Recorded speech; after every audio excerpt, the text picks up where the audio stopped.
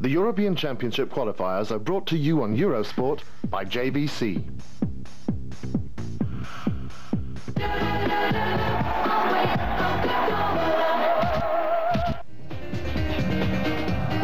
It took 18 months of intense football, 230 matches and 678 goals to give birth to Euro 96. Tonight on Eurosport, we reflect in the next couple of hours the intense football that took place, the excitement, the passion, the jubilation and the disappointment. Some of the best football and footballers throughout Europe you'll see in the next couple of hours.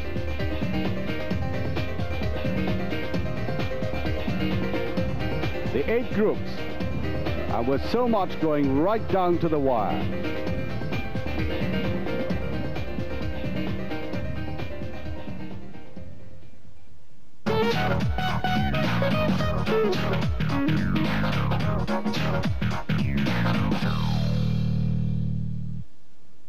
Are developing towards it, laying their performances like in Pasadena here. Chip. Then into one of the earlier games, Romania against Azerbaijan. 3 goals coming up. A perfect professional performance. The first by Beledidic. This is the man who could have played for Bulgaria as well. Romania were going very strong, very impressive. And the second goal in this game, as this defensive wall was arranged by the referee, the Romanians proving they could score goals from any position. The header by Petrescu.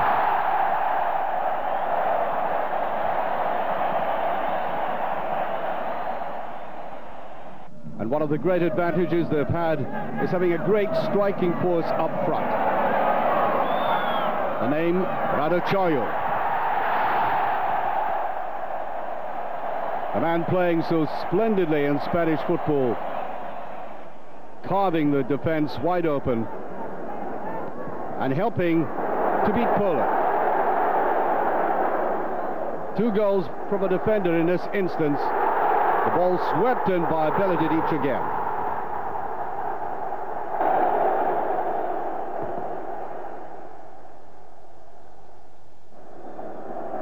And as he came up, always into the penalty area for these set positions. From that wonderful little ploy there, the ball just touched in. Beledidic again getting the credit.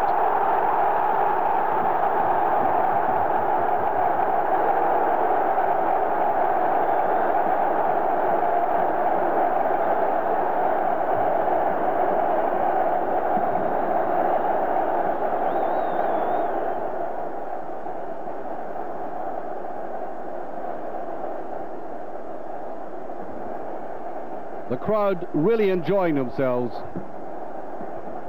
There might have been a foul on the goalkeeper, but they were going to win that game anyway.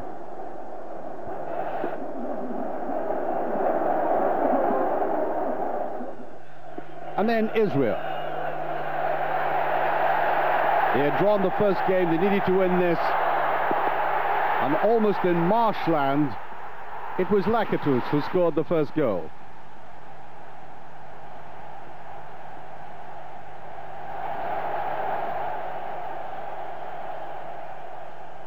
Israel had held Romania to 1-1 draw in the first game in Tel Aviv, but there were no match for that kind of play. The second by Munteanu.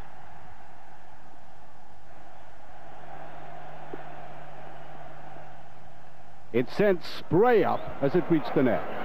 The 2 biggest rivals would be France and Bulgaria to Romania.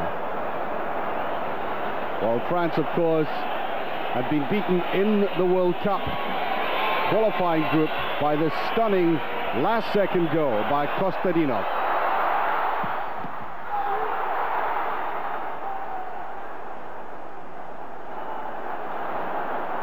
And we show that goal and the disappointment in Girardouli's face to remind you that we wondered if France would be able to come back from that stunning defeat. Bulgaria had beaten them, with Romania also. Bulgaria in the World Cup, Romania in the Championship, and the new manager, Jacques Aimé, looking very unhappy.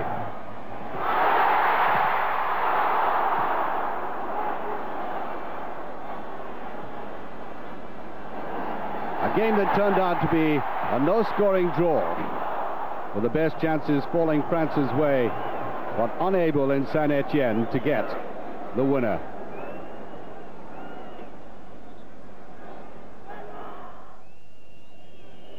Into the mud of Poland. Cantona playing in the side, and on the glue pot they were finding it heavy going. Guerin coming up for the shot. A touch away to Cantona, and perhaps the nearest thing the French came to scoring in that game.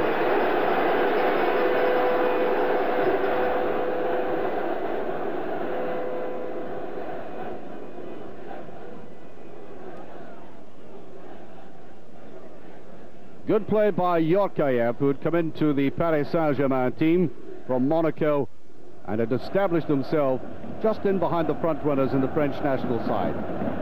And then the goals came after a sequence of being unable to find the net.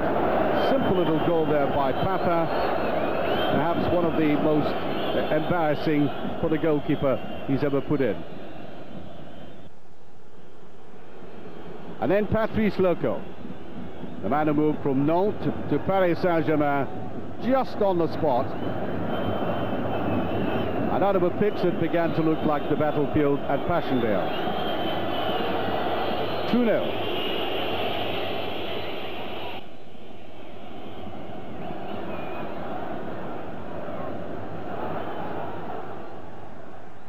On to France-Slovakia.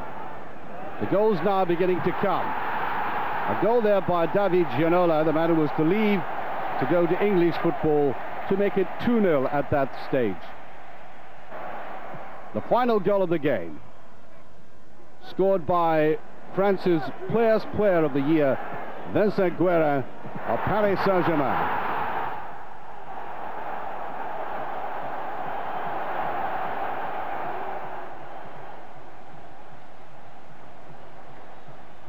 The final score, 4-0. And then France-Poland.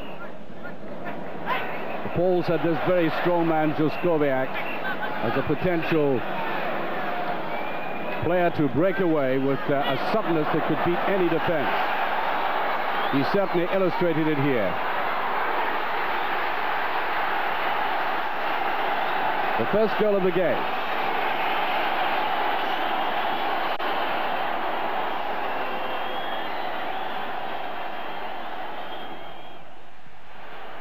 France fighting back in this match.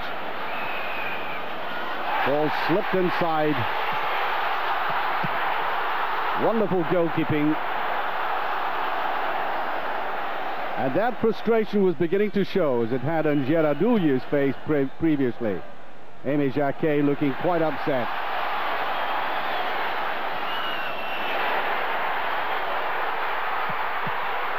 And from this here, it looked as if it was going to be one of these nights, a repetition of what happened against Israel and Bulgaria in the World Cup qualifying matches. Then came the break. A rather stupid pullback with the shot there, and the penalty awarded.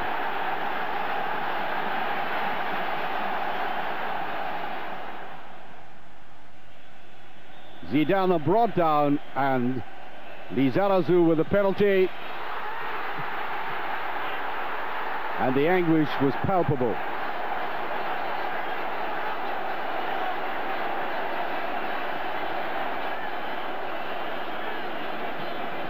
And this goalkeeper had been the star of the night.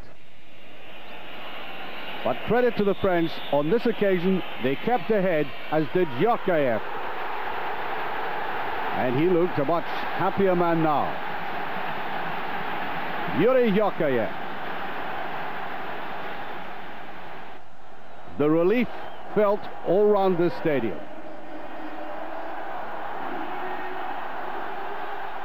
Beautifully curled in by Yorkaev. And then the deluge. 10 goals in all against Azerbaijan. Desai with the first. The goals simply kept coming. Ball put in towards Yorkaev for the second.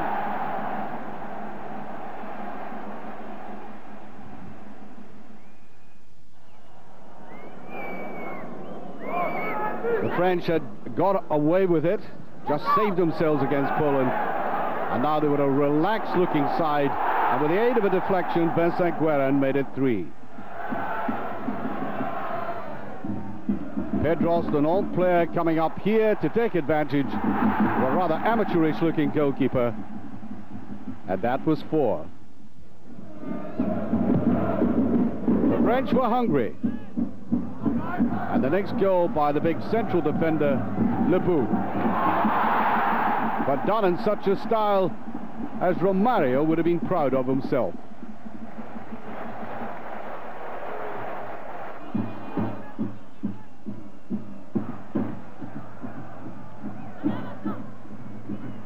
And the pounding, aggressive French just crushing this very weak defense, and Dugarry, Bordeaux player, getting that to make it 6. And now they were losing count in the terracings, but Zidane wasn't. Getting on the score sheet for his first of the night, and 7. And then the Bouf from an almost incredible angle. 2 more goals had yet to come. Nice little slip to Yorkaev for his second of the game. And they wanted to create a record. They'd scored 9 in a previous international, and they went after it. And Kokar with a little piece of history coming up, taking his time about it. And then there were 10.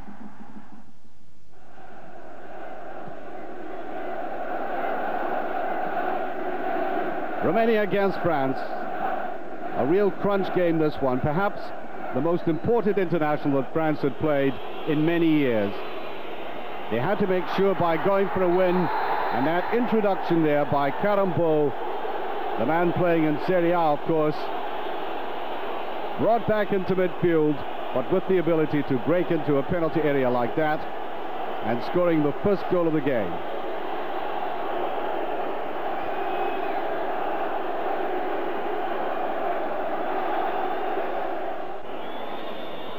The French utterly confident now, totally transformed side from the one which had played so nervously in the earlier games.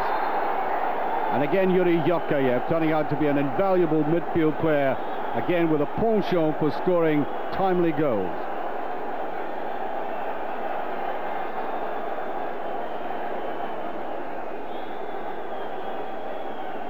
The goalkeeper really ought to have held that.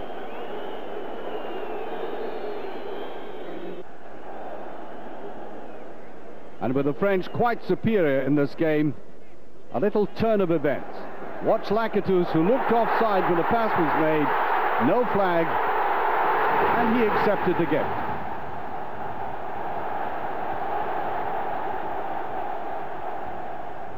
Greeted there by Georgi Hagi, trying to whip the crowd and the enthusiasm of the support up there. And so there was, at this stage, just the possibility of a Romanian fight back.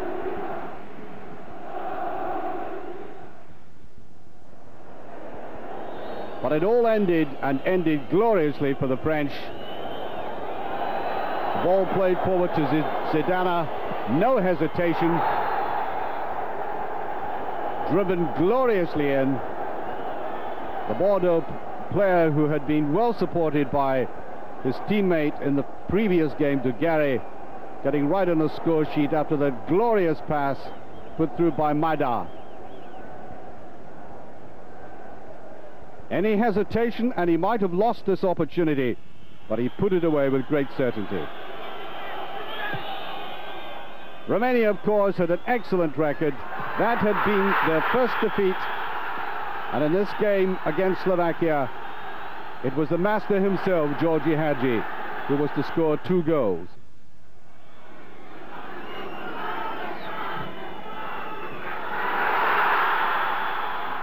No doubt about his skill.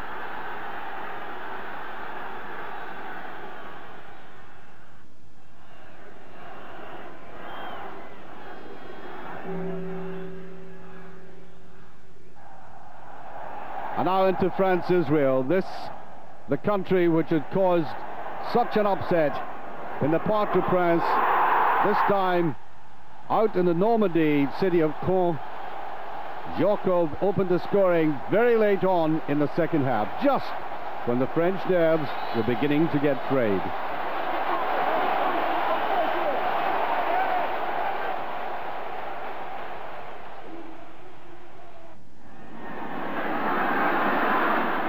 They wanted to make sure, and they did so. The man who had missed the penalty kick in the Parc des Princes against Poland at a vital time had made amends. And so Romania and France had qualified from Group 1. They're the top 2. And quite clearly the most important game for France in that section had been that game in Romania itself. Romania playing quite superb football, losing that only game. And remember, of course, France remained unbeaten. Many drawn games, but 2 worthy teams in the final. There are the results. The only disappointment for Romania, that game against France.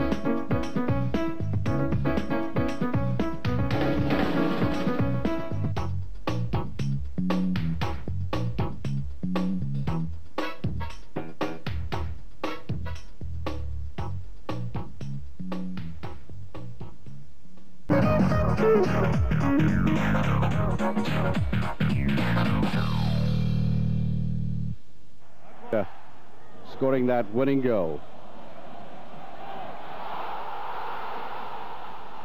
But they had lost out in the World Cup to that goal by Yero. And now here they were, defending their title, but a goal down immediately by Stoshovsky from Macedonia.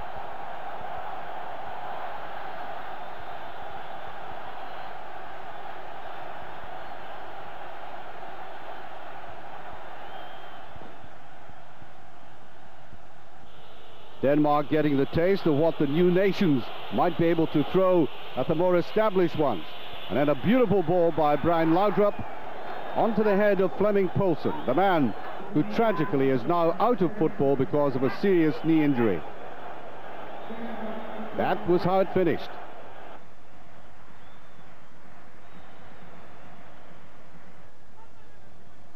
The Macedonians taking a bow for an excellent performance, followed up by another one.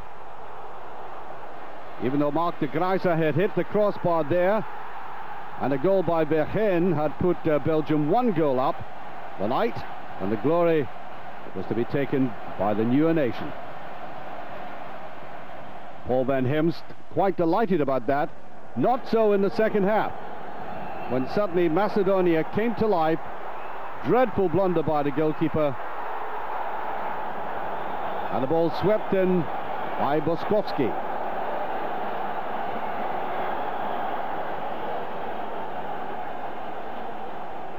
A different kind of profile there by Paul van Hemst in the overcoat. And there the Macedonians celebrating. They had started off in the section by 2 draws. Now Spain-Denmark. We'd all look forward to this one. And Schmeichel at that stage right on form. The shot by Donato. But Nadal coming up, getting a second effort from the corner kick by Luis Enrique. And that was the opening goal of the game. And indeed it was to turn out to be a repetition of the failure they had the last time they had played. And Donato, the second one. An unfortunate bounce right in front of the goalkeeper. Now Luis Enrique with his powering drive. One of the best players in European football, Luis Enrique, and might well prove it in England in the summer.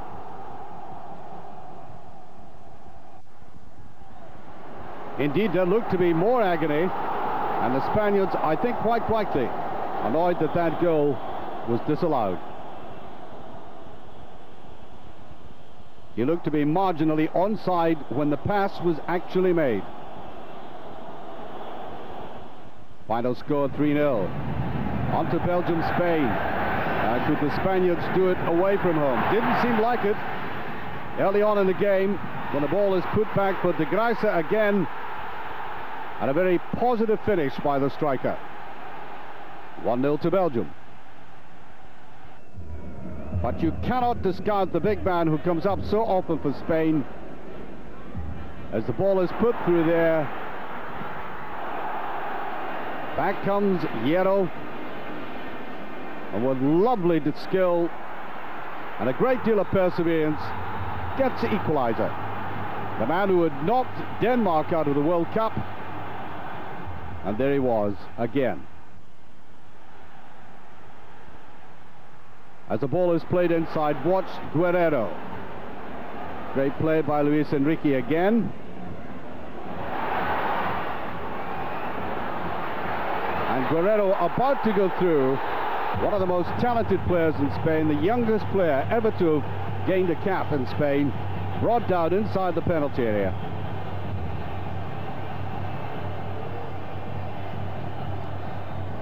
But it was this run initially that had laid the foundation for that. So, Donato with it and scored.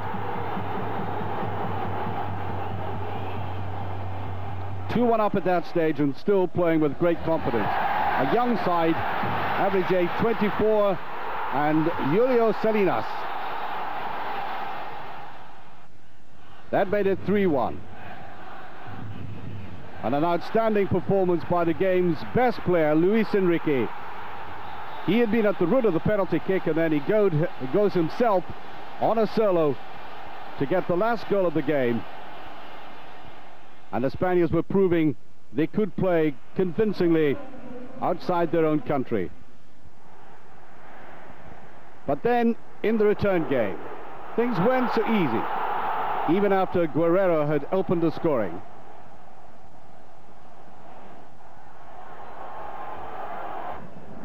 Didn't take the Belgian side long to equalize. De Gruyter scoring his second goal against Spain. So 1-1 that game was, and then into Belgium-Denmark. Very difficult to estimate how this game would go. A dreadful blunder again, and Michael Laudrup taking advantage of the goalkeeper Bodau's mistake, and with a gentle chip making it 1-0 to Denmark. The Danes have some very good, sound, professional players, but they are also blessed with great talent, and the two Laudrups in particular. Now it was Brian's turn, up with a free kick. A ball that wasn't cleared as effectively, and with the aid of a lucky deflection, Vilfort had made it 2-0.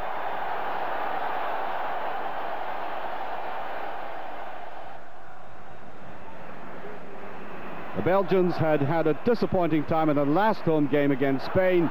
They had done well in Spain, needed to get back, and the veteran in his mid-30s, George Grun, making it 2-1.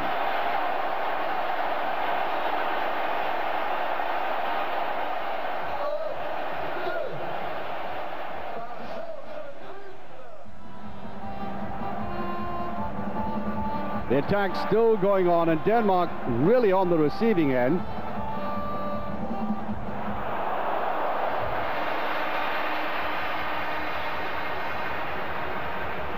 But time after time they were thwarted like that, like De Bild and Laudrup. The gentle dab and the header, and it was judged by the referee to have gone over the line.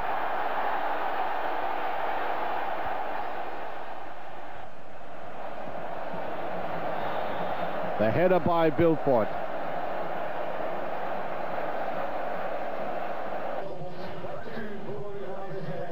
A glorious victory there for Denmark, and a broad smile in the face of Peter Schmeichel. 3-1 the final score. On to Denmark-Spain. And it looks as if it was hands. The referee had no doubts about that, and Luis Enrique, who had so tormented his defense in the previous game, was at the root of it again. They say handling and a free kick from it should be deliberate. Didn't seem deliberate to me, but penalty was awarded. And Hierro putting it away.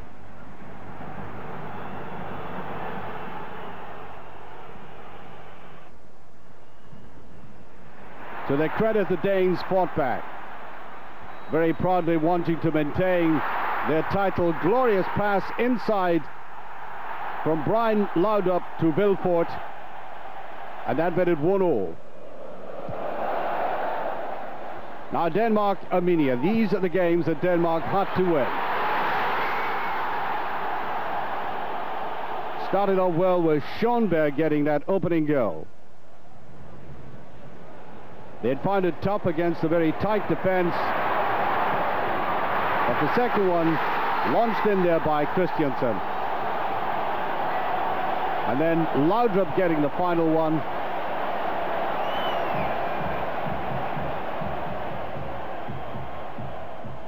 That made it eventually 3-1. Spain against Macedonia. The Spaniards had been quite triumphant in the way they had played their football, unbeaten, and they had scored so many goals up to this game, 22 in all. And that goal was scored by Mangiarin. That was the 24th in the competition, and that by Caminero, their 25th. And the odds shortening on Spain, perhaps winning the title itself. A comprehensive victory there by Spain, and obviously going to the top of the section. Denmark just getting in there eventually, and the fear for Denmark was having to go in to a playoff. That they did avoid. Spain's games against Denmark, that's what really mattered, making that great foundation for themselves. The scores against Belgium and the easier ones against the other three.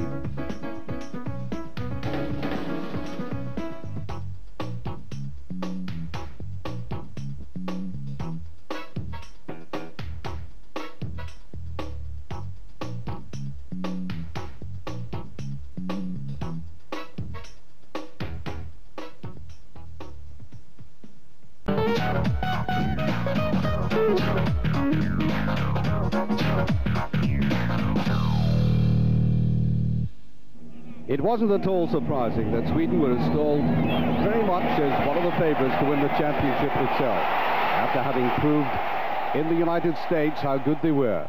Good organisation and brilliant touches from the likes of Anderson, Brolin and Dallas made them look one of the most effective teams in the world. They had failed to win the European Championship, of course, when it was played in their own country. But now here they were, proud possessors of what you might call the bronze medallion in the World Cup. But it was a tough section, and so it turned out to be. Switzerland against Sweden.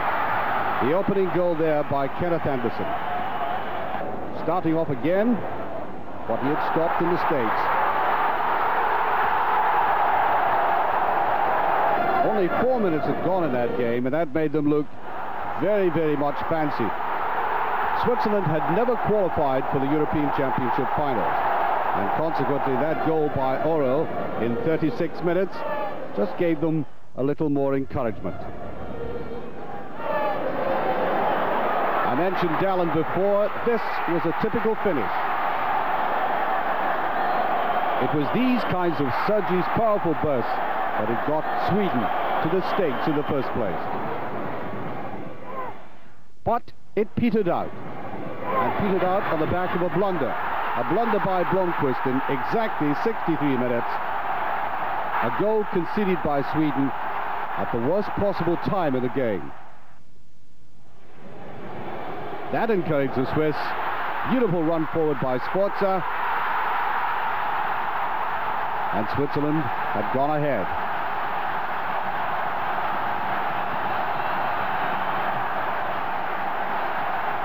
There wasn't much in it at that stage, but that extra goal gave them that little bit of impetus. And 10 minutes from the end, they really did bury the Swedes.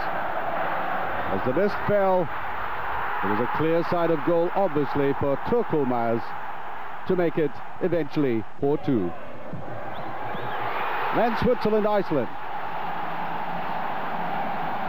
They needed to keep the momentum going, and they got it from Thomas Bickel with a goal just before half-time. Turned out to be the only goal of the game. There's always been a question mark laid against Turkey, the temperament. They've always been a very skilled team, lacking discipline at the back mostly. Never able to come back from adversity, and that was to be one of the tests in this group. They were playing Iceland. They ran up 5 goals. That was the first one by Safet. Goal number 4, scored by a man who was going to turn out to score useful goals for them, Saker.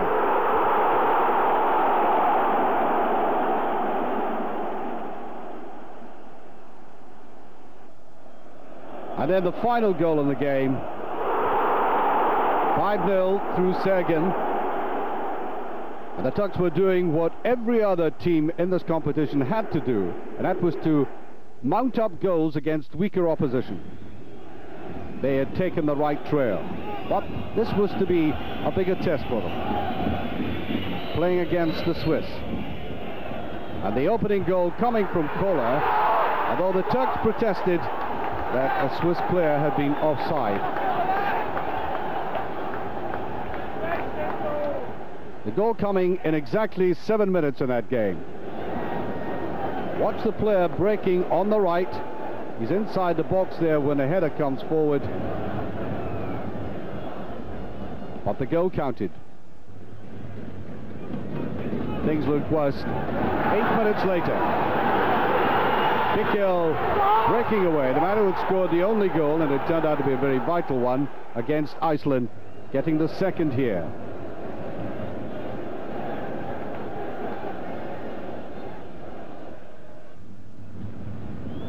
I mentioned the inability of the Turks in the past to come back from difficult situations. Well, they proved right throughout the competition they could do this.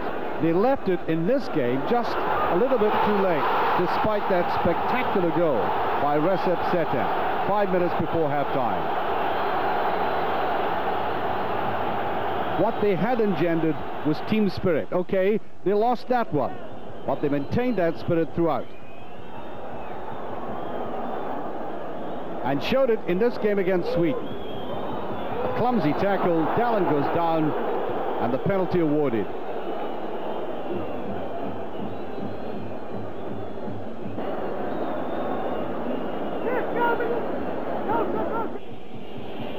Kenneth Anderson stepping forward, as he normally does, and making it look ridiculously simple. Halfway through the first half, and despite all the pressure of the Turks, the Swedes had gone ahead. It seemed like the old story for the Turkish national side. But it was a story that had a twist, and a twist to the benefit of the Turks. 64 minutes gone, and all the pressure paid off. Watch Asik come up just behind the goalkeeper, and in it went. That was the equalizer.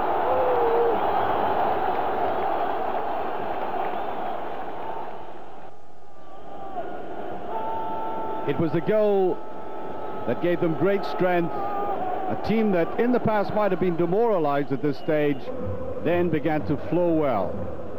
Hakan, away out on the far side, they rely very gratefully on this man. As he went inside to be covered, up stepped Yelkin, And with 15 minutes of the game left, he scored a goal that turned out to be the winner.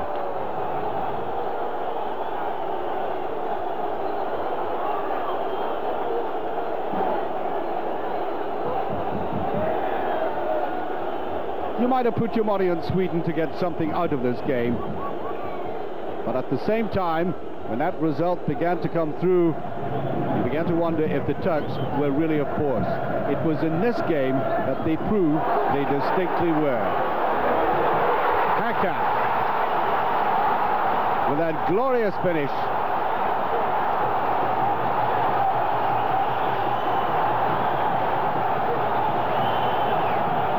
And this is the man I think everybody will have to watch in England, Suka Hakan.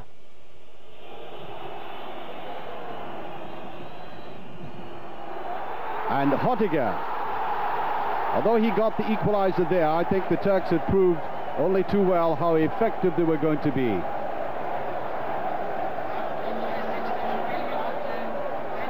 Aided by a wicked deflection, the Swiss had pulled level. But many players were in the box there. That showed you the enthusiasm of the Turks. 3 in all, and a man who got the final touch again. No surprises. Hakan.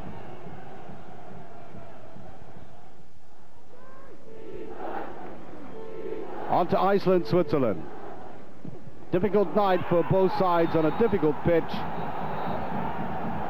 But Adrian Knup getting that first goal.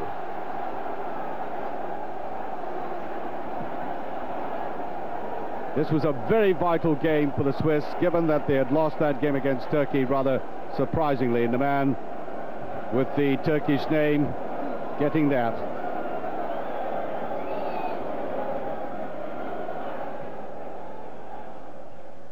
Well, the credit might have gone on the caption to Tokomas, but it was Knup who had actually put the ball in.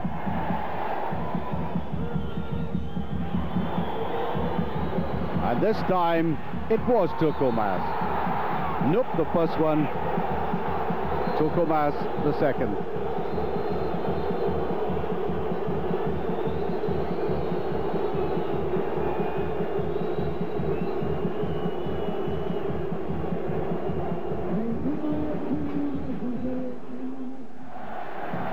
On to Sweden, Switzerland, the game that we really did look forward to in that group. And a protest against the nuclear explosions taking place in the South Pacific that cost the Swiss dearly, a fine and a reprimand from UEFA. Turned out to be a disappointing game in many ways, and Dalla looked as if he had pushed to get that in, although I think he was as sinned against as he was sinning himself. But the goal was disallowed.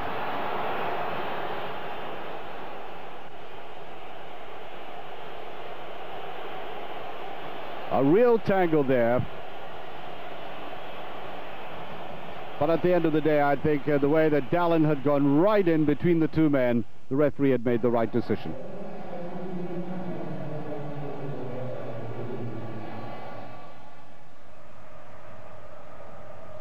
Switzerland against Hungary. And a glorious free kick there. The second of the 3 goals that were to score by Sforza.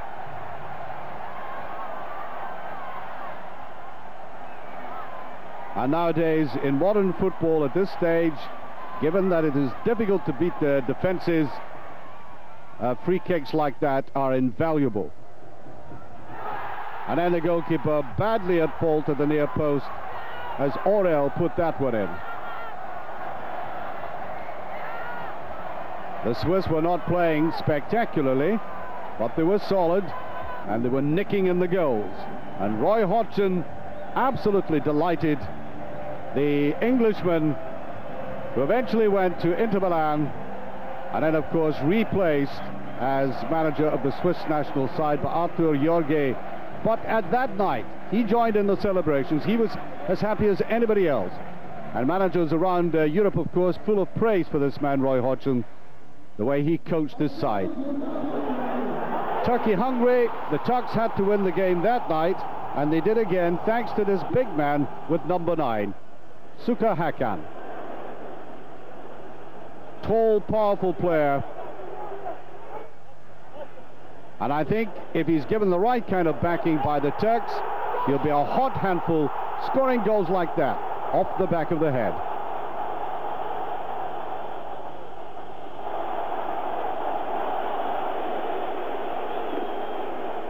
A great opportunist, difficult man to stop in the air and on the ground. And so, Turkey, on an historic night for them. All they needed to do, but it was going to be difficult, was get that draw. And Dallin putting that across. Alexanderson coming in could hardly miss. But Martin Dallin doing all the spade work, as he does so unselfishly at times. But the Turks, reinforcing the point I'd made much earlier about their team spirit, the newfound, reinvigorated team spirit, proved it particularly in this game. Hakan again the scorer. But they were to go a goal down again in 63 minutes after having played so well. And at that stage, it looked as if that vital draw was going to elude them again, and they were going to fail. But what a marvellous finish, and what jubilation as Saglam put it in, an own goal by Björklund, although Saglam had been the man to touch it across.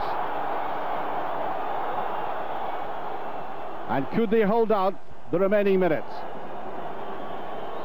Björklund getting that last touch. They did. It was all over. They had got to the championship final for the very first time. Switzerland and Turkey, the qualifiers. Switzerland indeed had qualified by playing so very well, getting the points, but we were all informed that they had qualified by a fact sent round to everybody from Switzerland themselves, the UEFA offices. In the rather odd qualification process, we had to wait until mathematics had been worked out.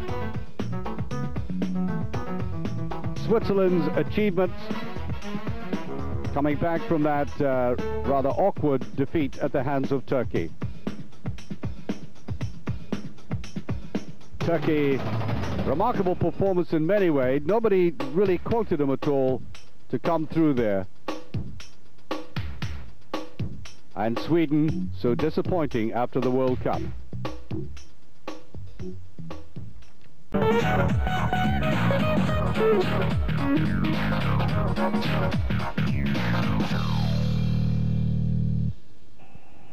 Italy coming to the European Championship as runners-up of the World Cup.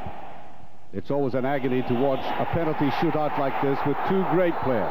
Players that had served their country so remarkably well, disappointing at the end. The sense of failure becomes even more acute when you realize the contribution that they had made. And no wonder one of the great players, the emotions getting the better of them. So how would they react? First game, Slovenia Italy. And an opening goal there that didn't augur too well for Aragosaki's men. Udovic scoring. And it required a defender to get the equalizer. Costa Curta getting his second effort at it and putting it away.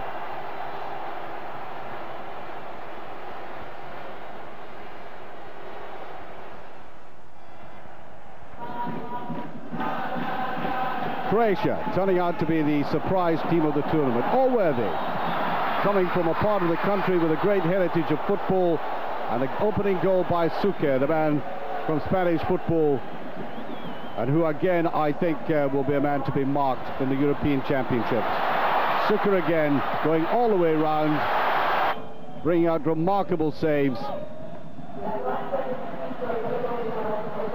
And the Italian defense all at sea against this Croatian attack as Suker scored a second goal. The Italians fought back, too late though.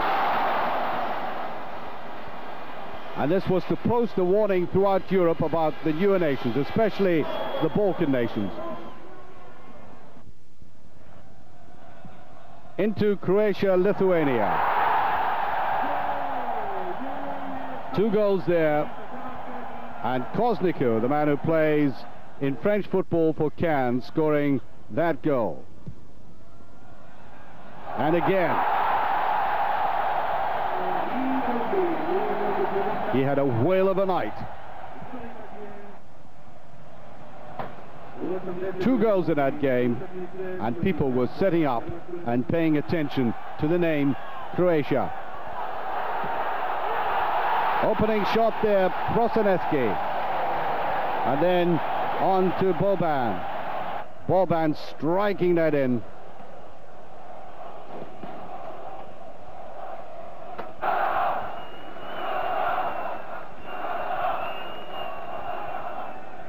The Croatians were playing intelligent football at this time, but dynamic in front of goal, proving they knew how to score so well.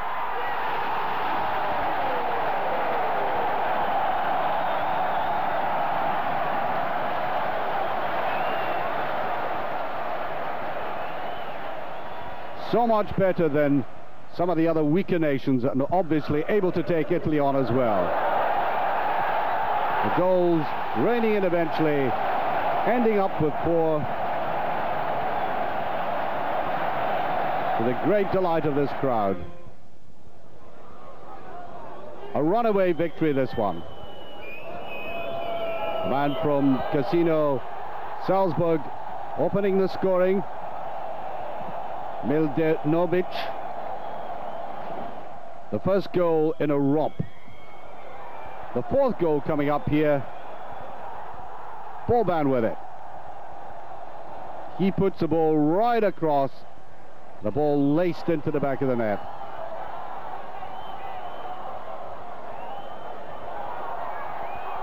No way to stop them playing that kind of football.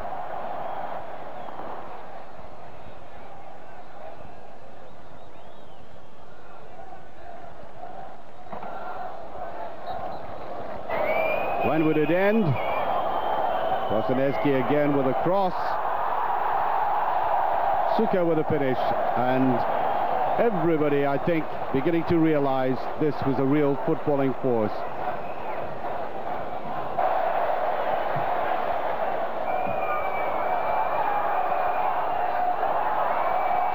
A gentle dab there by Suka.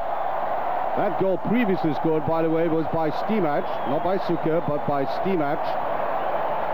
And the two had linked up there.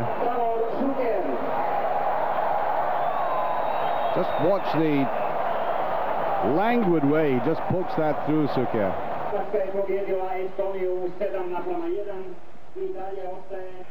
Running up a 7-1 victory, and now Italy against Estonia. Shot here by Ravanelli right against the crossbar.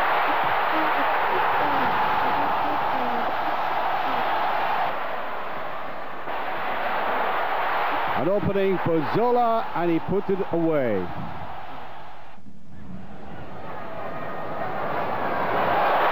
Back again to Zola. And the little man who had been so long in the shade of Roberto Baggio, beginning to make his great impact on this tournament.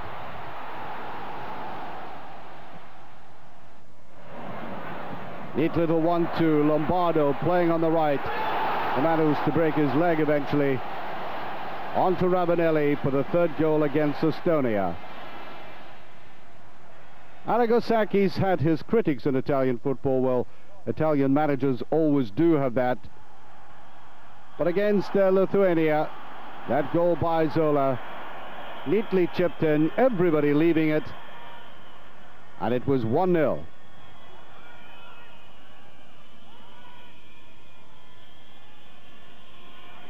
Beautifully judged free kick, but then he's always been good at that.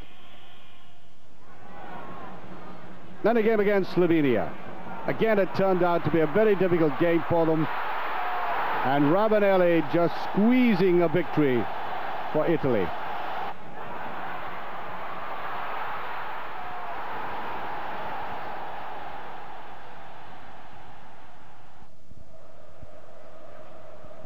And now into the game that everybody really had waited for. Croatia welcoming Italy to their country, their new country.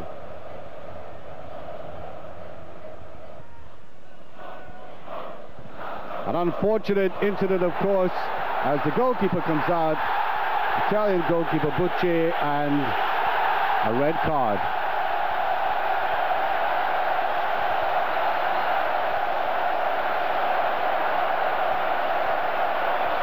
He was to be replaced by Francesco Toldo.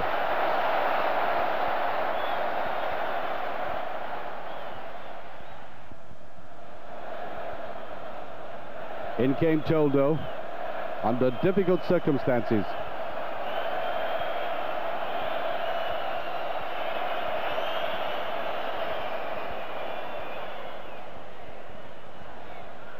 And as Zola went off in this game, and the Italians really up against it, a new goalkeeper in, they required something special, and they got it. A glorious goal by Albertini that almost silenced this very attractive stadium.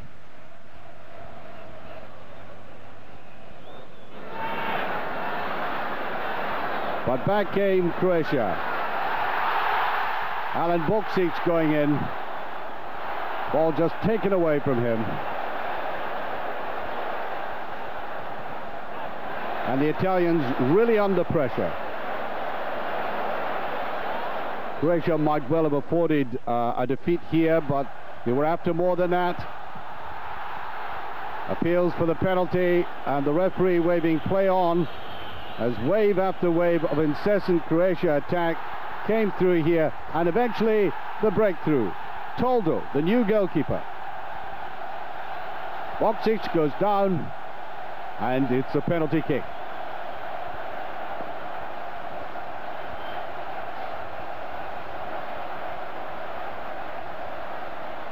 Trying to explain away his misdemeanor.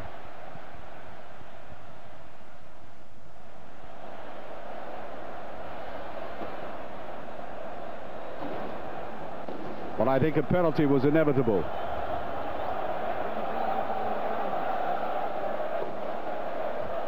And quite clearly the man they would entrust with the penalty kick, Suker. And just watch the celebration. President Tudjman right in the middle there, like any ordinary punter.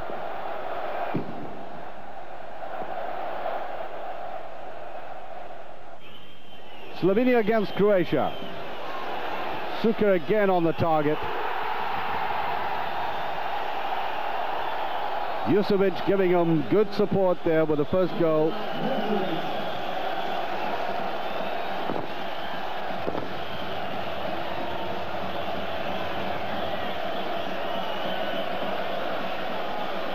And they were one up.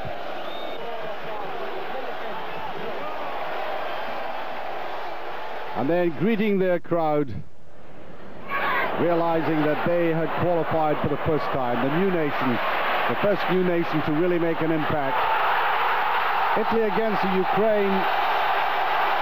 It ended 3-1 eventually, and Ravanelli amongst the goals once more. But this game was to be distinguished by one of the goals of the qualifying group. Coming from a man who's a contender for World Player of the Year. Maldini, watch it.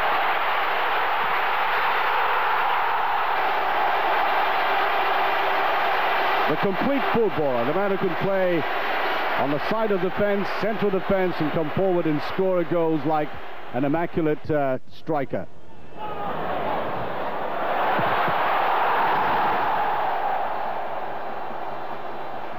Zola coming in for the last one.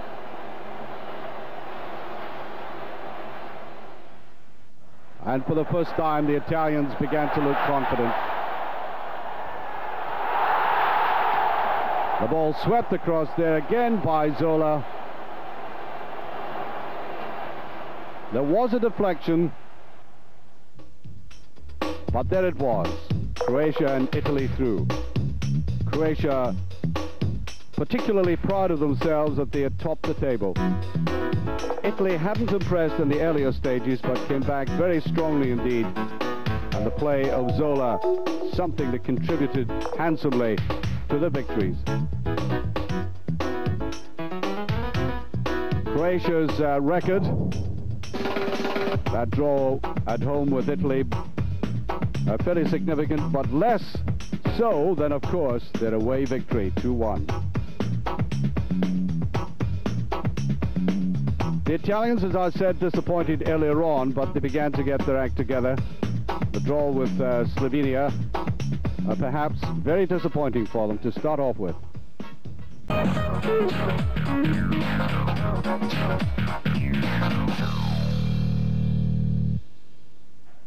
Netherlands, Norway, Czech Republic, Luxembourg, Malta and Belarus. And even as these names came out of the hat, it must have been appreciated that it was really 3 teams playing for 2 places, even though some of the games were rather awkward. Holland, Norway, the Czech Republic, and Luxembourg, Malta, Belarus, the also-rans. The first game, Norway-Netherlands. Winter coming up, Otto scored. The Dutch were erratic, at least to start off with. A goal there by Brian Roy. They had missed a lot of chances,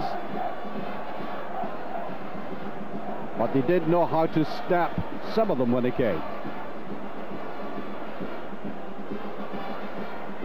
Flick back there to Roy, and smart as you like into the back of the net.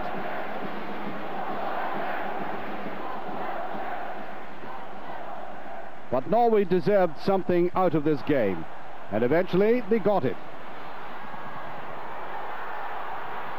There's the free kick, or the penalty rather. No doubt about that. Michelin brought down by Reiniger. Rekdal scoring from the spot. The man who found it very difficult to get a permanent place in the Norway team when they played in the States.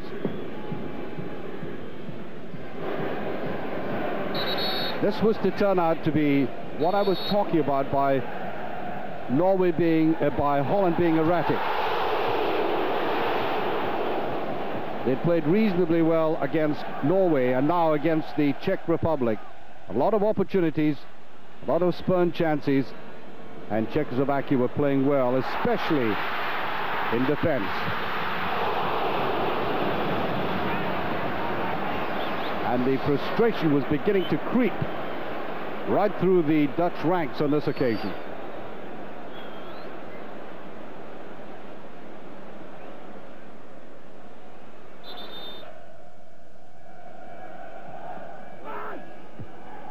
And every now and again they crept forward with attacks like that.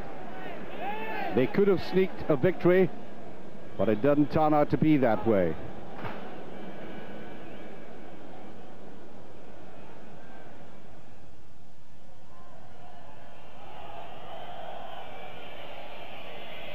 This was a big shock for the Dutch. The Czech Republic really playing excellently, even though the Dutch had a splendid start. Watch Young coming up here. So often he scores goals like this. He's a wonderful striker of the ball from about 30 to 35 yards. That goal coming in exactly 7 minutes.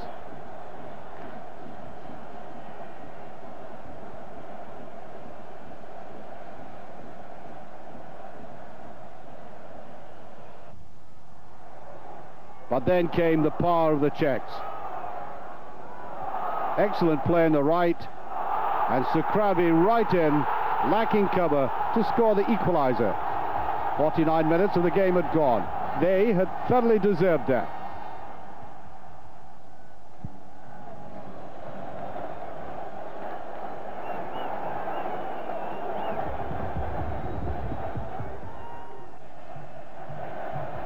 Their confidence had increased. Almost impossible angle there for Nemecek, but he did get his head to it, and away it went. Nemecek, a wonderful midfield player, but also showing how delicate it can be to finish off balls like this.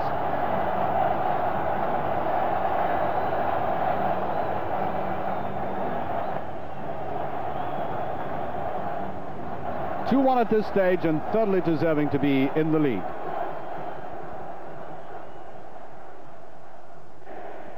But they added more. The pressures continued, and a ball eventually breaking down to Berger, who was fouled.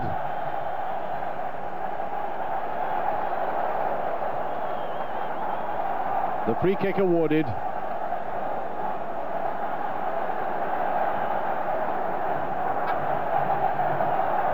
And that Dutch defense at that stage looked very apprehensive.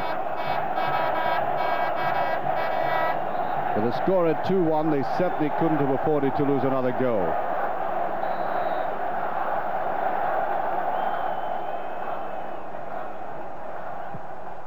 And Berger himself curling that away past the defense to make it 3-1.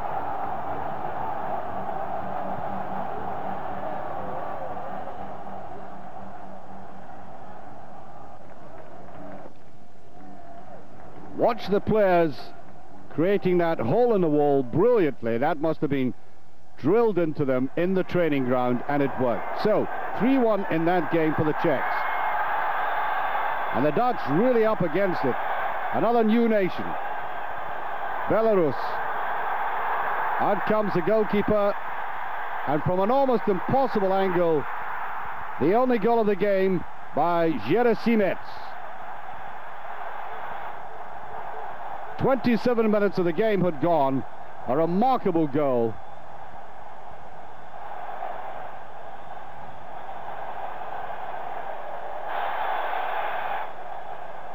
Real perseverance paying off here. Now, seeing the ball here, you would think no danger yet, even though the goalkeeper was out, but incredibly, he managed to turn round and find the right angle.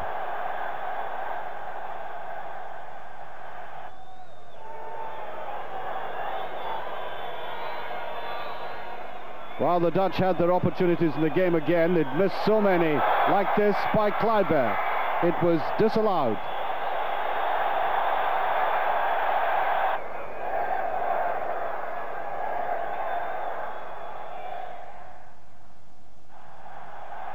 And so, to their great delight, Belarus had achieved a significant victory. It perhaps wasn't going to make them a team capable of playing in the finals themselves, but it would go down in the history books. They had beaten one of the great nations in world football.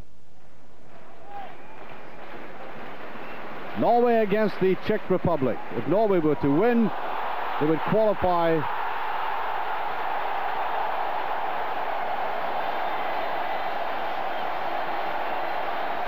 And that ball put in there by Berg.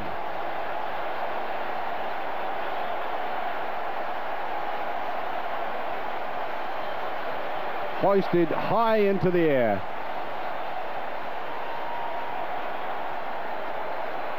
And the defenders coming away from him to allow Berg to sneak in and score that vital goal.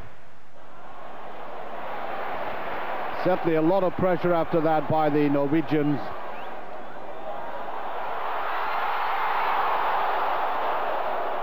And they will regret that miss.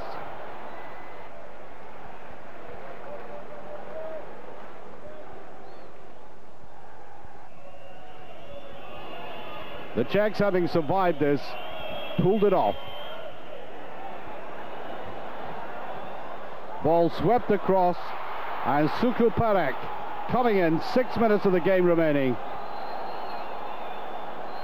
and striking a goal that really was to disillusion the Norwegian crowd. Denied so late on.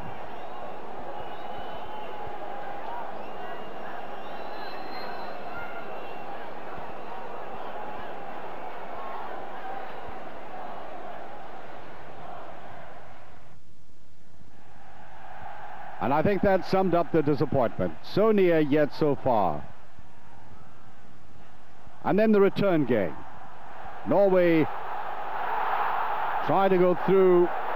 The ball is played onto the edge of the penalty area. Penalty kick.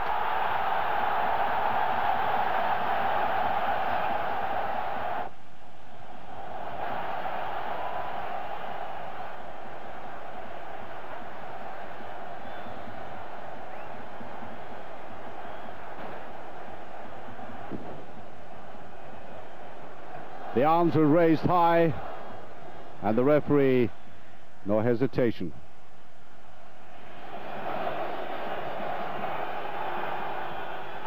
Placed away. Skurabi.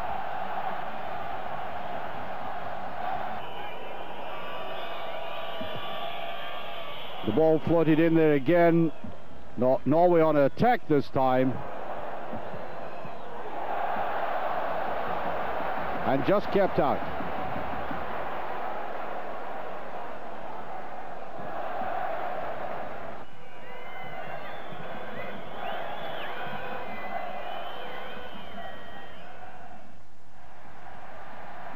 The game could have broken anyway at that stage, with the Czechs still in the lead.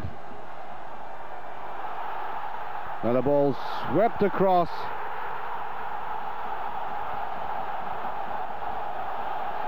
Drulak with it.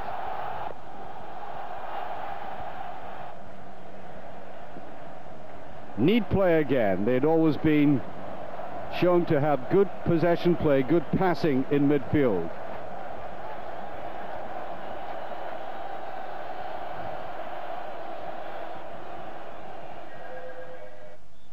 And so the Czech Republic against Luxembourg. After that 2-0 victory over Norway, they were going strong. The pressure had eased. All they had to do was to confirm their superiority and their position.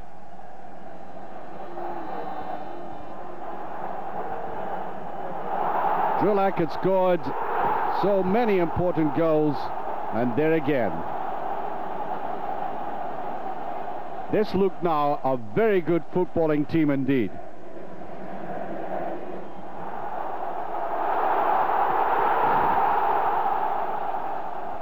Berger this time. A comprehensive, confident victory. The Czechs were through.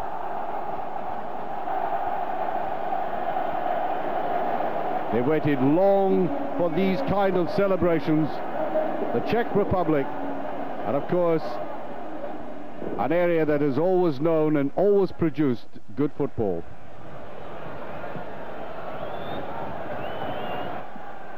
And so into this vital game, the Dutch against the Norwegians.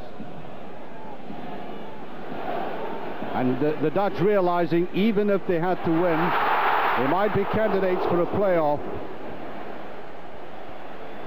And at the backs of the minds of many Dutch supporters, a huge support, was a notion that so many of these players playing for Ajax might be stale given all the play that they've had to endure.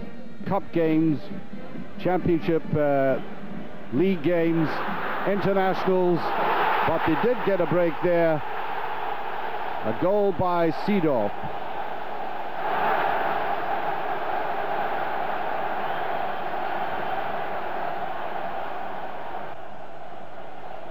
Seedorf running into space brilliantly. And although he seemed to lose contact with the ball initially, the tackle just simply had the ball rebound against his foot.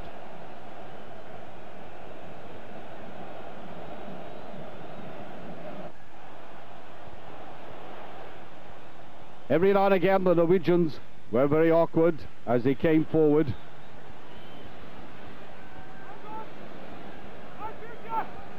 And good support work. Almost got them a goal.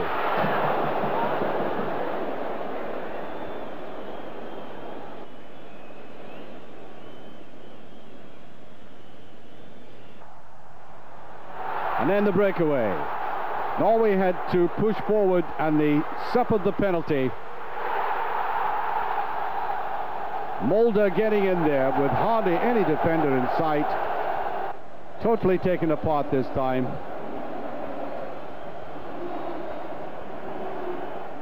And he kept his head well. The Dutch were now celebrating, perhaps a little prematurely. The complications of the groups, of course, meant they could still have another game to play. Wonderful run by Overmars, a player developing into one of the most menacing, penetrating, aggressive players in European football. Mark Overmars.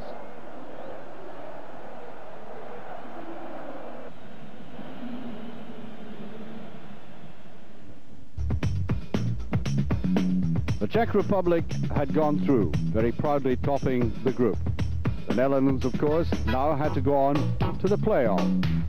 Norway disappointing, and so very, very close to qualifying in that drawn game they had originally with the Czechs. That was a significant result. That away draw with the Dutch.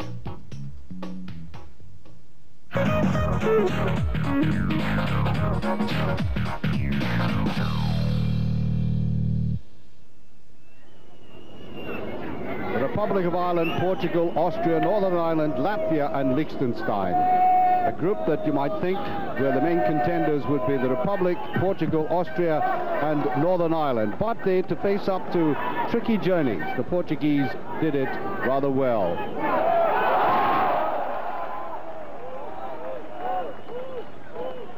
Full of good attacking play, skillful football, and a young side. A side that had been cultivated over the years. Youngsters who had been involved in the junior championship of Europe, of course. And in breakaways like these, showing increasing maturity. 2 goals by João Pinto.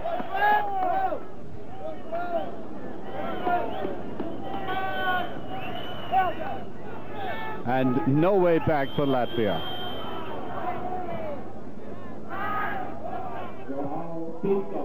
More to follow. This time the great skill of Figo. Beautifully round his defender. And although Latvia had scored a goal in that game, the Portuguese were in a different league altogether.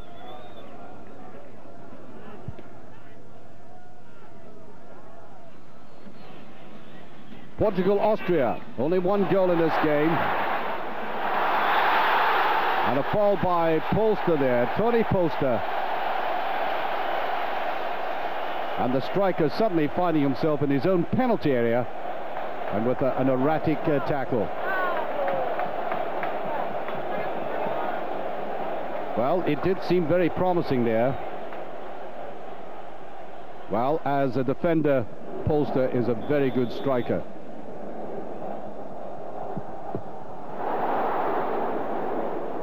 Missed by Oceania, though.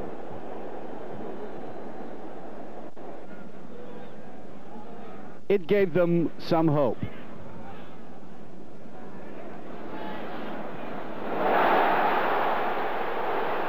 And then the finish there, beautifully done. Figo coming in.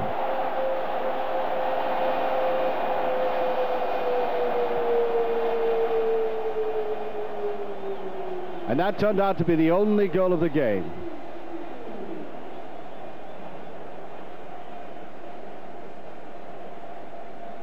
They had worked very hard for this. And again, a delicate finish paying off for them.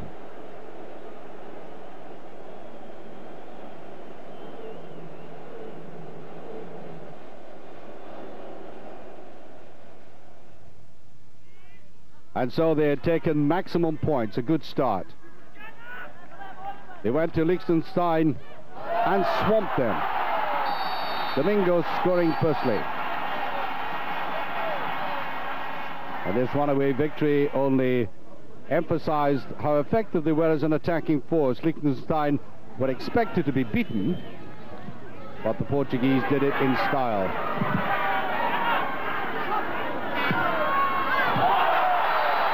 Paulo Santos.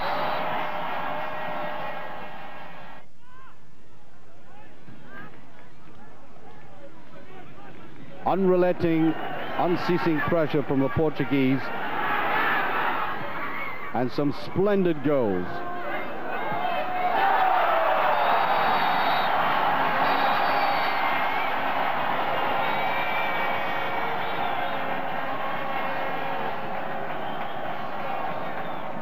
And a question mark has to be against some of the nations who are so weak that you begin to wonder why they should be in the competition in the first place.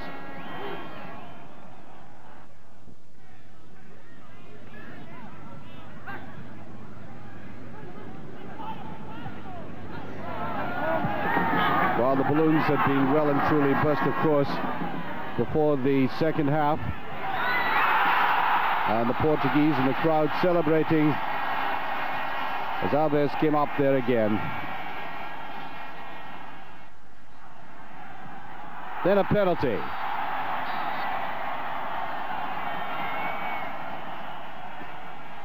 Paulo Alves. Just a matter of saying how many goals they would actually run up.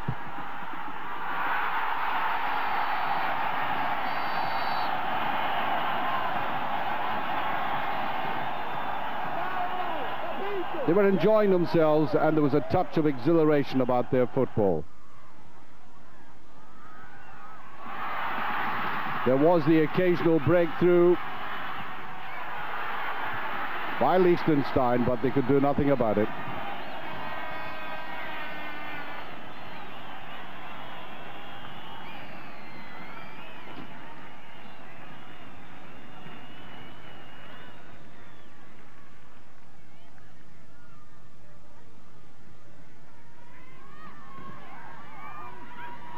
Every now and again, the Portuguese defense relaxed,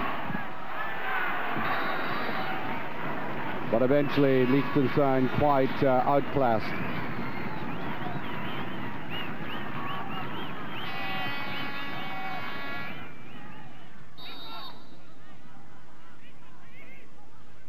And so the Portuguese came back at them.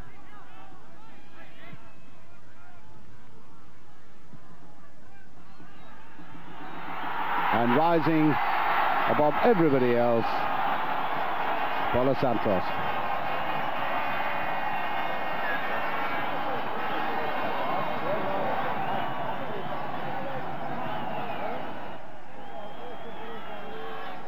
The goals had come in an incredible variety of directions. On to Portugal, Northern Ireland. This was to turn out to be a much sterner test, of course, for the Portuguese.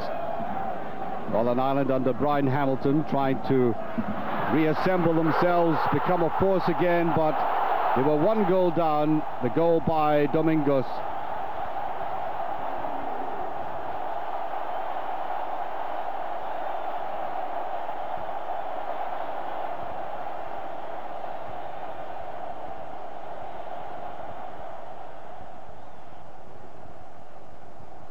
Very typical Portuguese play on the edge of the box, and a sudden, snappy shot.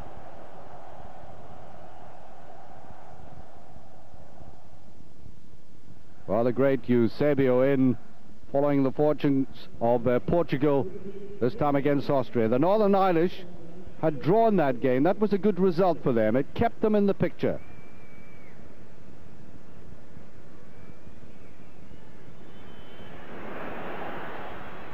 And there, a neatly taken goal by Paulo Santos.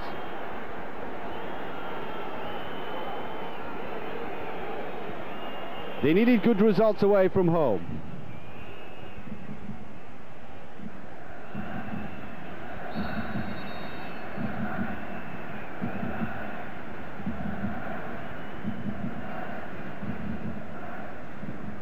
And that was the equalizer that sickened the stadium.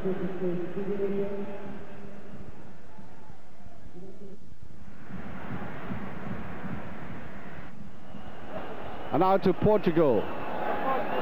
Portugal and the Republic. A game that mattered very much, and the opening goal.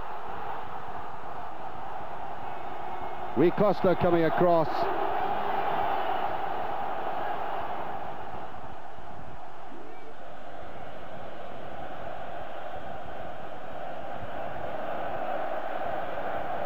The Irish had put up a stout resistance, but there was nothing they could do about that.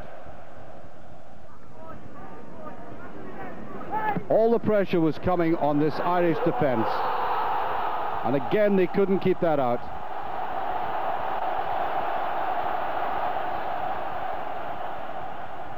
And in the pouring rain, the Portuguese were clearly qualifying.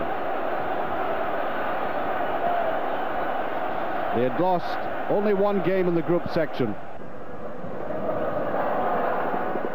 The Irish, of course, were still in with a chance. They realized that they could still qualify for the playoff, and the Portuguese were actually enjoying playing in this driving rain.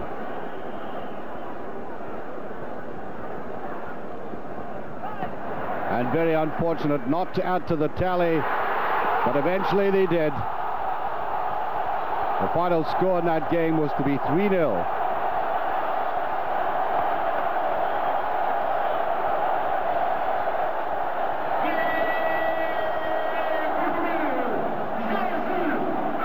They had played some of the best attacking football in the entire qualifying period and thoroughly deserved their entry into the finals. The Irish simply looked drowned.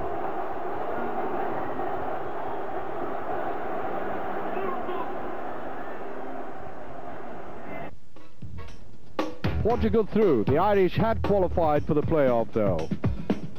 Northern Ireland had played very well towards the end, and their victory over Austria in the very last game had settled the issue. The Republic of Ireland were now heading to play the Dutch in that playoff at Anfield. There, the Portugal record. Only slipping up once at home against Northern Ireland.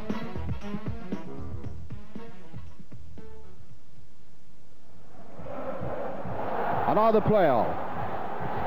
Anfield the place. The Dutch packed with talent. Ajax having won the World Club Championship against Grêmio. 8 of the players in the side, and a goal by Kluivert. Patrick Kluivert, the man who had scored the goal, of course, which had won the European Cup for Ajax in great form, should have scored there again as the Dutch turned on the style. A plucky, spirited performance by the Irish. We always expected that. And then towards the end, the killer goal again by Kluivert.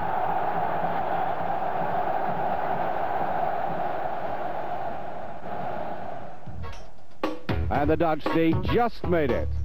As I'd said right at the start, their form had been somewhat erratic, but eventually they got through. The sad feature, of course, the demise eventually of Jack Charlton.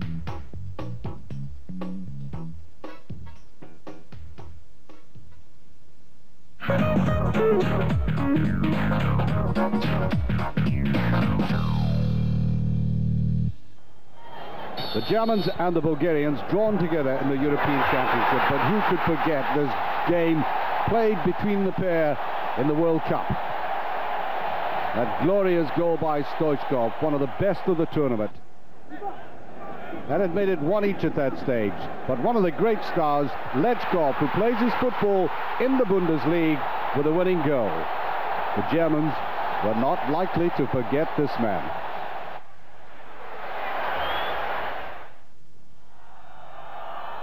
And so into one of the games that turned out to be very surprising for the Welsh. A goal there by Belus for Moldova.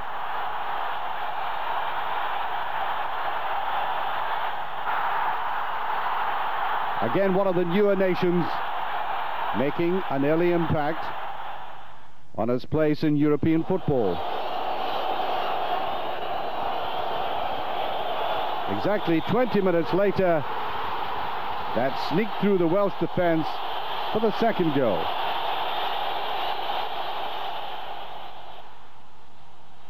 That game turned out to be 3-2 eventually for Moldova, and then on to a famous victory for the Georgians. And if you're Welsh, you may want to turn away from the screen. Watching this one might be too much for you. 5 goals in all, the first by Ketsbaya. Then a big through by Kinkladze.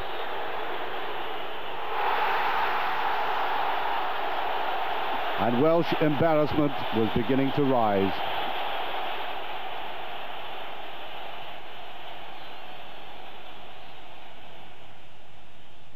Their sheer enthusiasm was bringing down the Welsh. Ketsbaya had turned out to be a very prolific goal scorer. Didn't mind going on his own and did again to score his second of the game and the third for Georgia. And I doubt very much if even those most fervent supporters could believe their eyes. This Welsh defence is being taken apart. And many of the goals were excellently taken. They could have increased the tally there.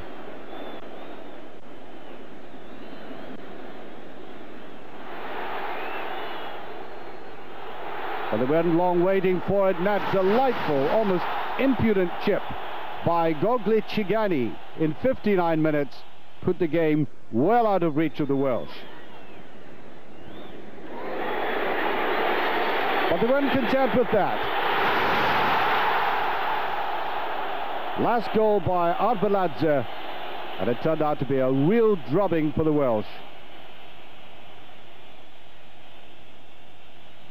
5-0. Was that a flash in the pan? Well, the Germans came to prove that it was, especially that man Klinsmann.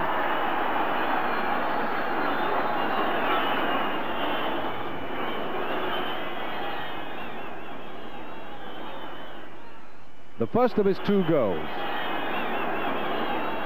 Always in good support and always getting good support. Creeps up there, swings round, his second of the game. Germany were to win that by 2-0. Then Bulgaria was. Wales had suffered cruelly, losing their 3 away games and then a goal by Balakov, setting the Bulgarians on the right trail. Good to see Panev back in business again for the Bulgarians after a serious illness, and he was right on the spot. Lucky little deflection from him, but it counted. They were quite willing to attribute the goal to Panev.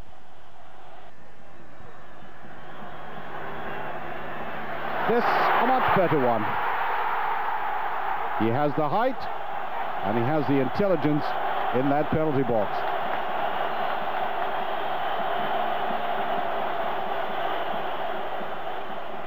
Three goals for the Bulgarians in that match in an eventual 3-1 victory. But now the big one. Bulgaria against Germany. A chance there by Basler as he came through. They desperately needed to take every opportunity they could. A chance for revenge by the Germans.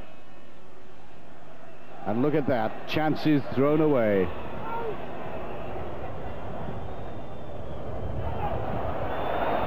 And the Germans seem to be getting gifts to start off with. And Klinsmann coming in to score the opening goal gave the impression that the Germans were now beginning to pour over very nicely indeed.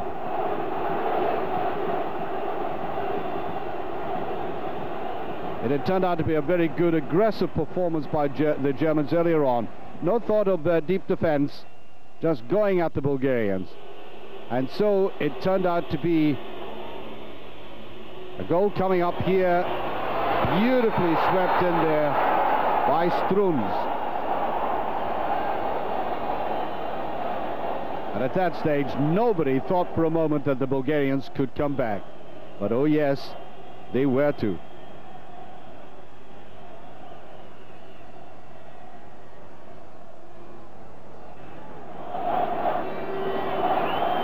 Panev holding up the play, delightful little touch inside, appeals for a penalty,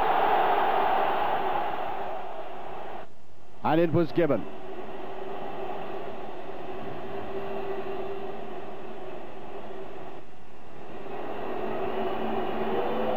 And the man stepping forward, inevitably, Stoichkov.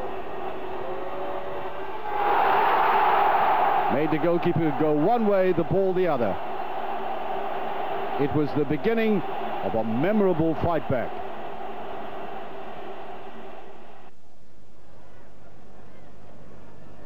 The ball played forward, touched inside, Kostadinov brought down. Penalty kick. Well, both Stoichkov and Kostadinov and Penna, players like that with the quick breaks, are very likely to get penalties for the side, getting away like this. Stoichkov again. Almost a repetition. And now they were back on level terms in one of the finest games of the tournament thus far. Stoichkov in action. They'd always been pressing forward. And Kostadinov trying to get round his man the first time, did it the second time, and that was that.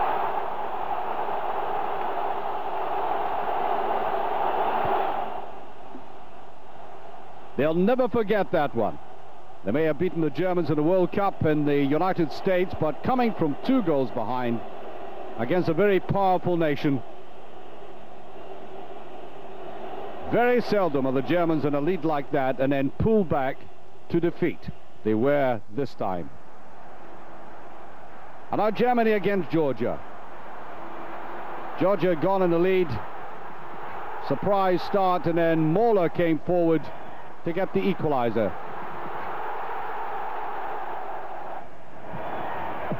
The pressure really on, and the ball swept in by Christian Zeiger, the Bayern player.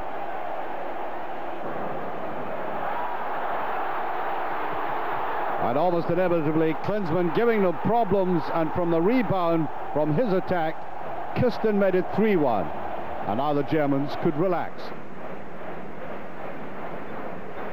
But they wanted to make sure.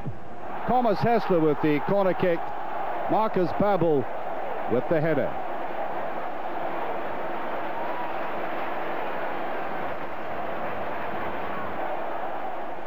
(4-1) the final score. Bulgaria, Albania. The Bulgarians had been playing some excellent football. They hadn't been beaten, and they knew how to put the ball in the back of the net. Lechkov again starring.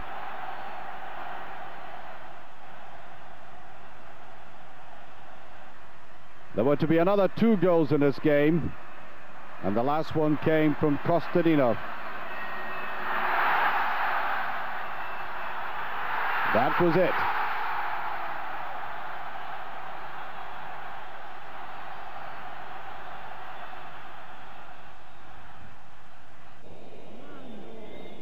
And on to the great challenge again. Chance for revenge, and playing outright for the top place in the group.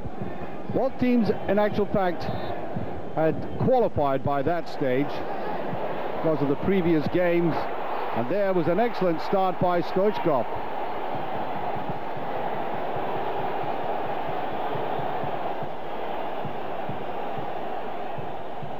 It didn't augur well for the Germans there, but what they do have is this ability to hang on in there. Obviously their pride had been hurt. They were playing in Berlin in the Olympic Stadium, and they wanted so badly to get to the top of the section. Terrible mistake by the newcomer in defense, and Klinsmann came in, as he so often does, as one of the great predators of world football, to score the equalizer.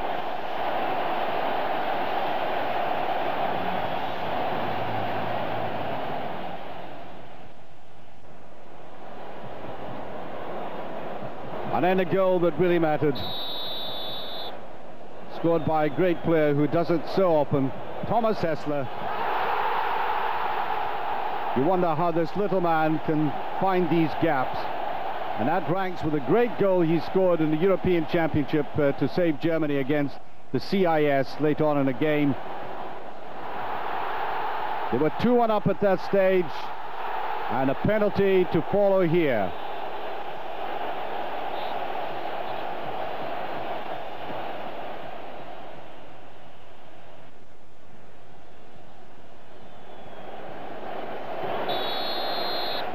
Jürgen Klinsmann.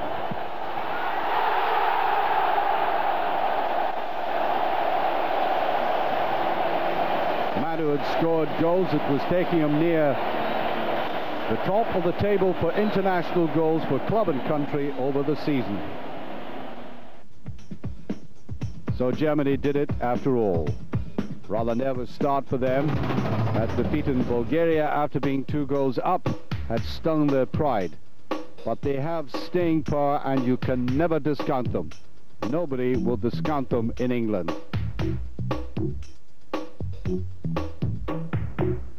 Germany's record, eventually getting that win. A nervous draw against the Welsh. Not a comprehensive game of any comfort against Albania. But they got there eventually. The Bulgarians played excellent. If they keep that up, then they'll be one of the fancied teams in the European finals themselves. They won't be far away. I would make them possible semi-finalists.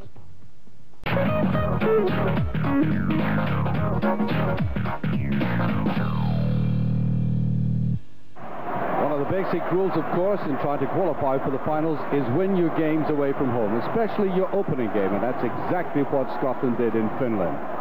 Good play by John Collins in this game, and the ball sent away across there to Duncan Shearer, who, even though he collided with the opponent, put the ball away for the opening goal of the game. Some of the walking wounded in this match. A match that wasn't at all physical, but Shearer's courage in going in for the ball got Scotland their opening goal.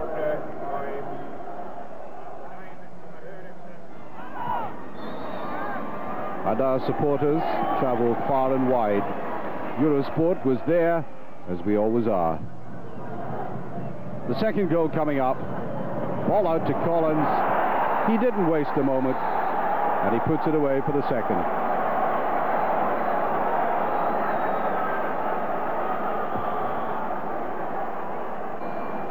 And the Scottish entourage there must have been very confident that they would get to the finals, but they're always confident. Then San Marino, Scotland. People expect things like 6-7 goals against a team like this, but sometimes they can defend extremely well. But there, John Collins with a wonderful solo goal after 19 minutes. He just kept going.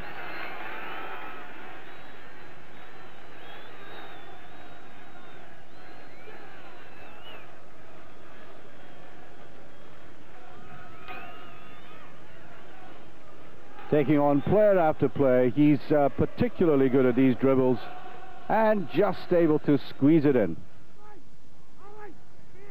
Only one other goal coming up. The newcomer getting it, Calderwood. Rising well to that. And the San Marino defense not at all happy.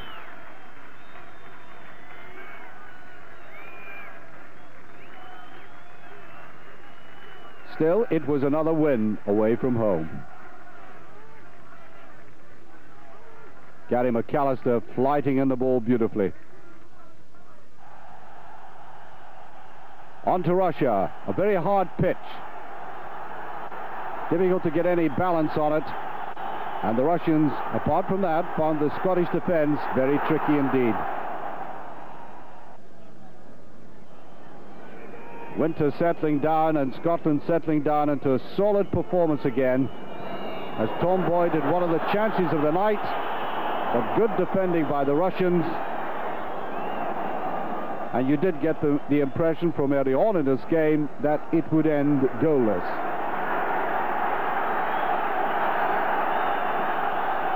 Tarpon tried to lay that off for a 1-2. The Russians had always been playing attractive football in this section, and their football is gaining strength again. And that brought out one of the saves of the night from the Scottish goalkeeper, Jim Leighton.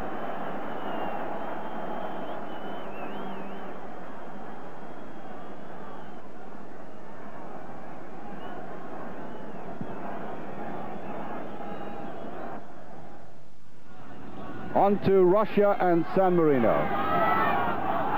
Just a couple of goals we showed from this. That was Carpens, the man playing now in Spanish football. The second, neat one by Kulkov.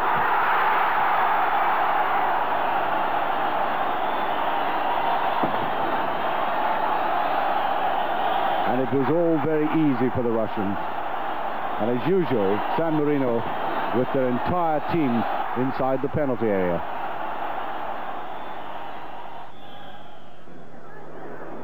They won that game eventually 4-0. Went on to play against Greece. And an own goal there by Zagorakis. I don't think they wanted to talk to each other after that.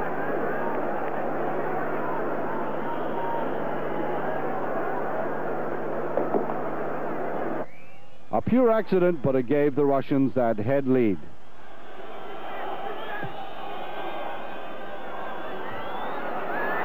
And then Pestasnik coming in.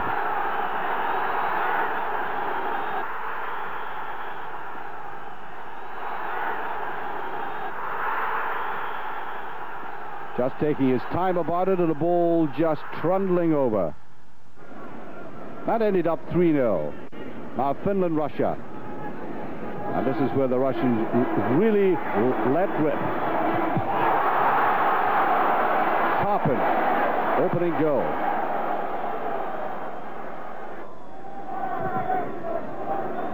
Barachenko coming in.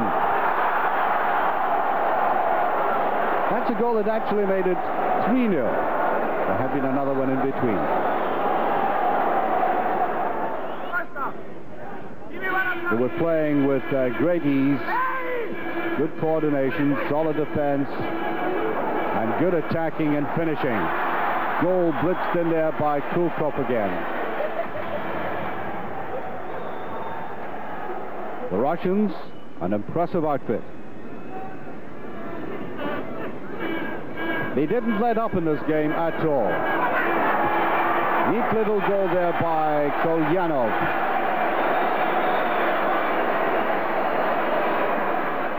And the goal scoring throughout the qualification period had been spread amongst 8 players.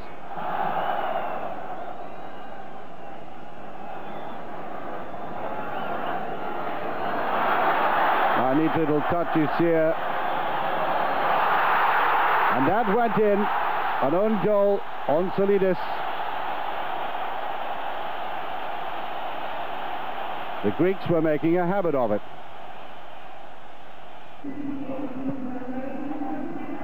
That was putting across. Anopko got it off the post. And that was it. 2-1. And all the desperate defending couldn't play off. And then against Finland, Kulkov, who had scored such splendid goals, a man with a tremendous shot, scoring that one to make it 2-1. He really drives them in hard.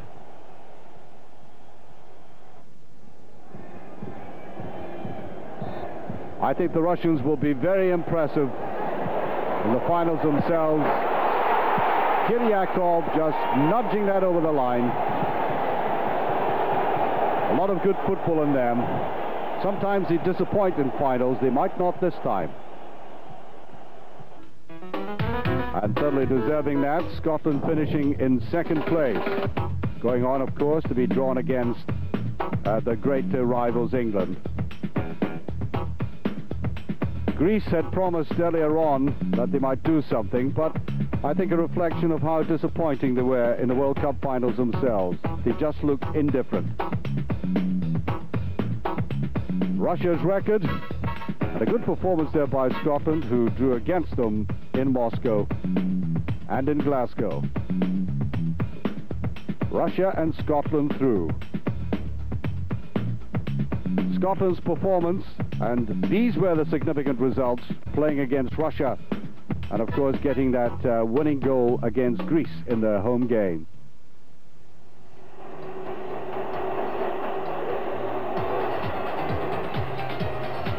never walk alone. The gates of Anfield, where that decider was played, the playoff, all the different pitches of England.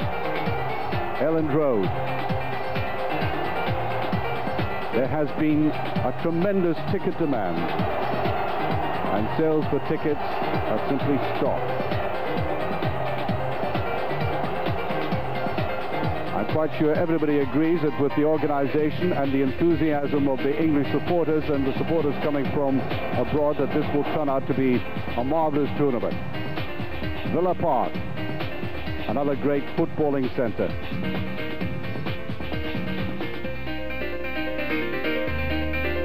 This was a draw itself.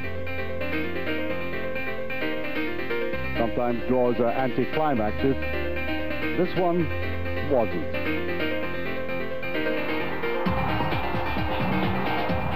England, Switzerland, Netherlands, and Scotland, Group A. Spain, Bulgaria, Romania, and France, Group B. Germany, the Czech Republic, Italy, and Russia, Group C. Denmark, Portugal, Turkey, and Croatia in Group D. Very difficult to see who will emerge from these. An excellent draw, and we look forward to a marvelous championship final.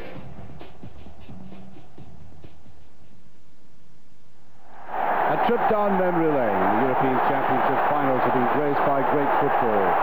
Remember the great French side, led by Michel Platini. Could they repeat that glory?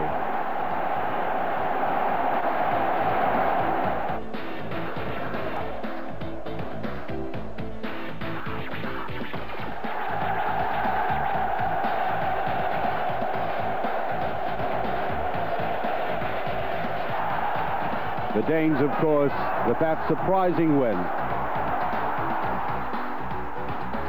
All the glory theirs because of the...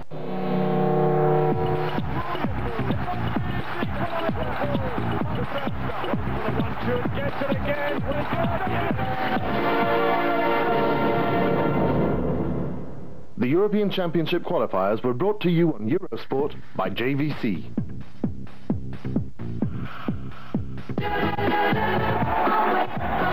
Oh,